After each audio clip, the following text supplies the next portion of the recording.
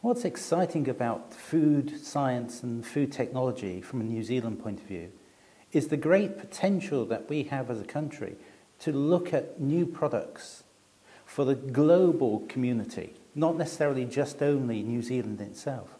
It's the meld of food science, new product development, technology, putting those together, packaging them together so that the consumer has something that they feel is an exciting, interesting food product that they want to consume, but also looking from a nutritional point of view so that we can contribute to the beneficial aspects of human health and nutrition.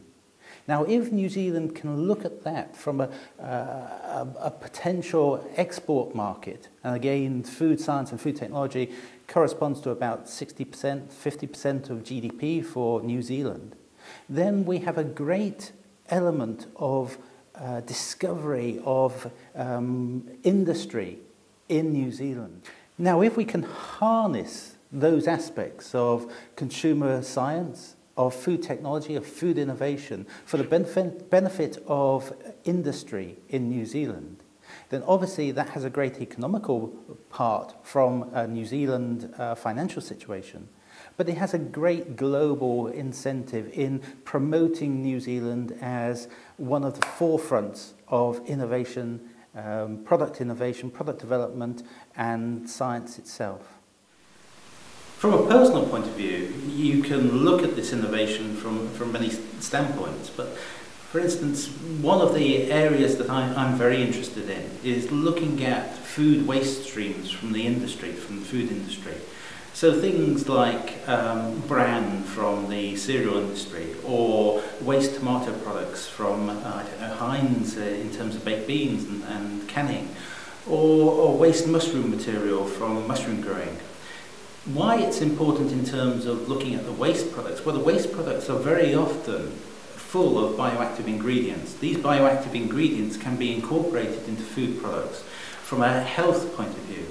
For instance, some of the recent work that we've been doing is looking at bioactive compounds from mushroom waste, putting them into extruded snack products, crisps, those type of products, and then looking at nutritional benefits. So when we've done that, we've found that we can enhance the nutritional status of those snack products. A good example of this type of innovation is where we work very closely with the snack food industry and the breakfast food industry.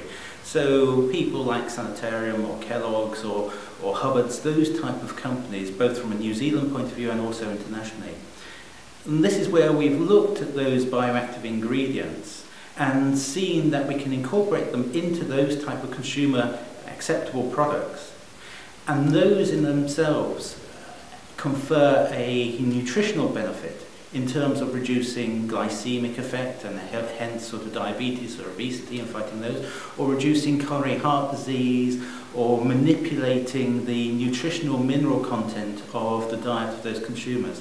And that's using science and innovation and technology to create food products that are nutritionally sound and also of consumer acceptability.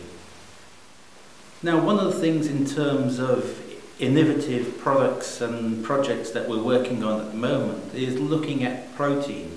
And from a food science point of view, protein is essential obviously for our nutritional well-being.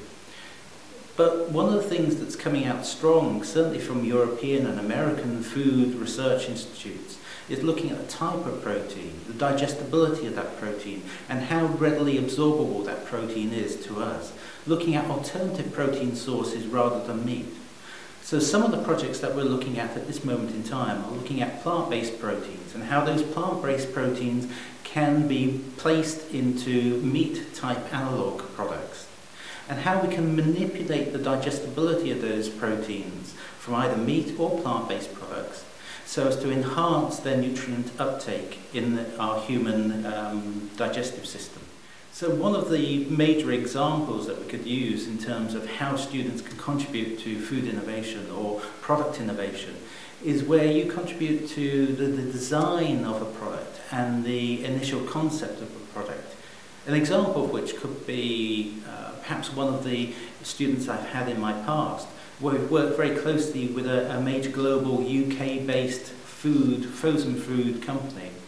In that case, we've looked at pizzas, a very simple product, to the eye at least, but very complex if you're looking at it from a frozen point of view.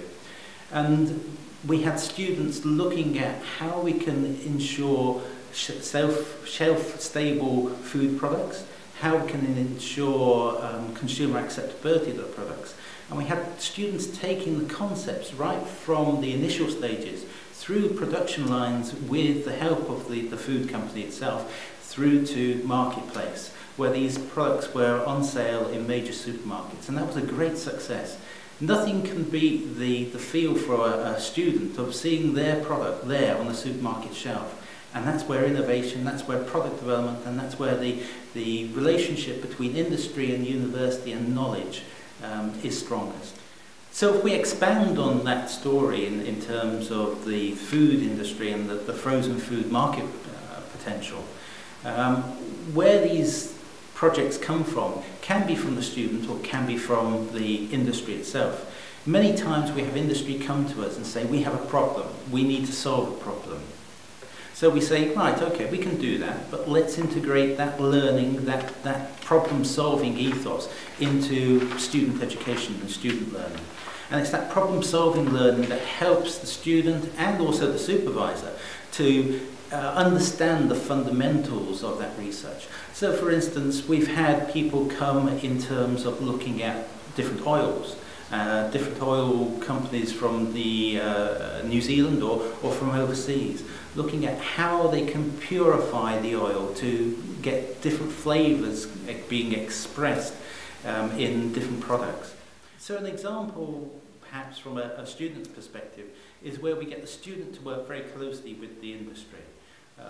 A good recent example, perhaps, is working with a well-known cereal manufacturer in New Zealand, where the student had the idea of reducing the sugar content of their breakfast cereals by enhancing the honey component and the sweetness component using other sweeteners, non-sugar related sweeteners.